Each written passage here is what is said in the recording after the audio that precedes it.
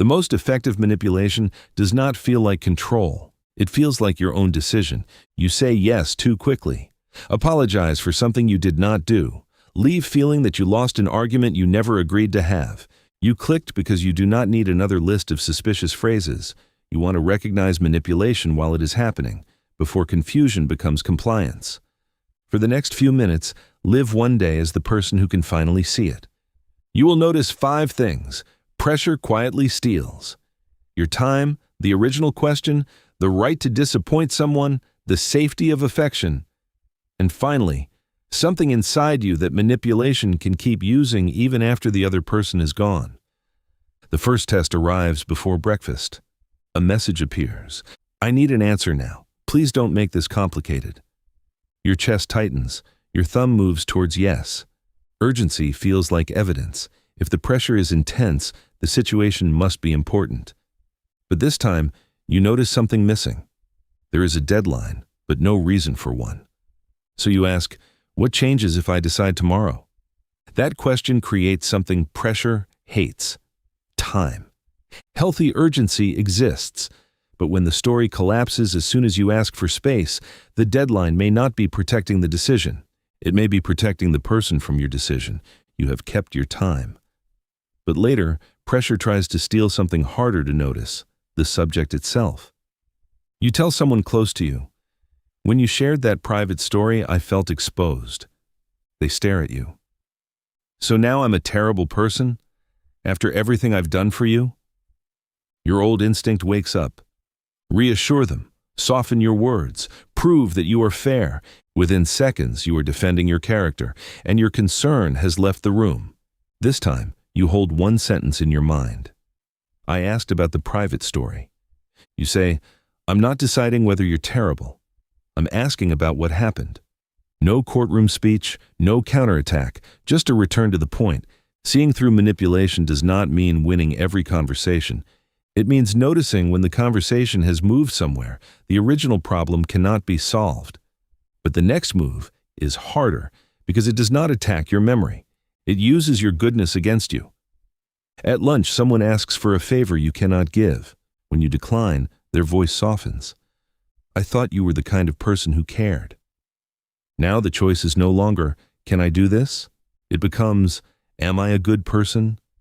If you must defend your identity, you may surrender your boundary just to feel like yourself again. But you say, I understand you're disappointed. I still can't do it. They are allowed to feel disappointed. You are allowed to remain caring while saying no. One bad reaction proves little. Good people communicate badly. The real information is in the pattern.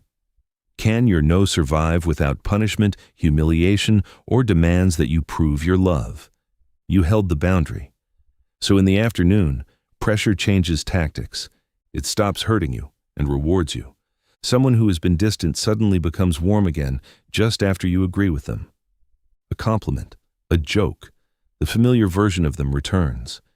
It feels like relief, and relief can train you faster than fear. You do not judge one cold day or one kind moment. You look across time. Does warmth remain when you disagree? Does affection survive when you are inconvenient? Or does closeness repeatedly appear as a reward for becoming easier to control? You are not hunting for a villain. You are noticing the conditions under which the relationship feels safe. Then evening arrives, and so does the final layer. The conversation is over. The other person is gone. But the pressure is still speaking, in your voice. Maybe I overreacted. Maybe my boundary was selfish. Maybe keeping the peace matters more than what I wanted. This is what people miss. Manipulation becomes efficient when somebody no longer has to push you because you push yourself. So you protect your continuity. You write down what happened while it is fresh. The words, the decision, the moment the subject changed. You check facts, and when appropriate, speak to someone trustworthy. Not to build a case, to stop every encounter from beginning at zero. Then you ask the question that brings your choice back. If their reaction disappeared, what would I choose? Not their disappointment, not their silence, not the fear of being misunderstood, just the choice. The answer does not prove that somebody manipulated you. It reveals where pressure entered the decision. That is what your new life feels like. You are not impossible to fool. You do not diagnose everyone who upsets you. You still care and give people the benefit of the doubt. But you no longer confuse speed with necessity. You keep hold of the original question. You let people be disappointed without using their discomfort as a verdict against you.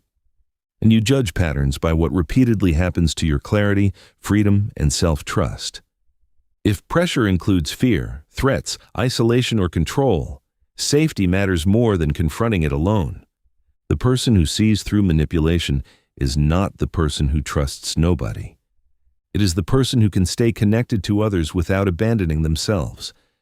When a decision feels urgent, guilty, or strangely foggy, do not rush to label the other person.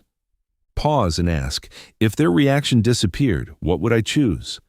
If this gave words to something you have felt, subscribe to Big Y Club. We make the hidden forces shaping your life easier to see, so your choices can feel like yours again.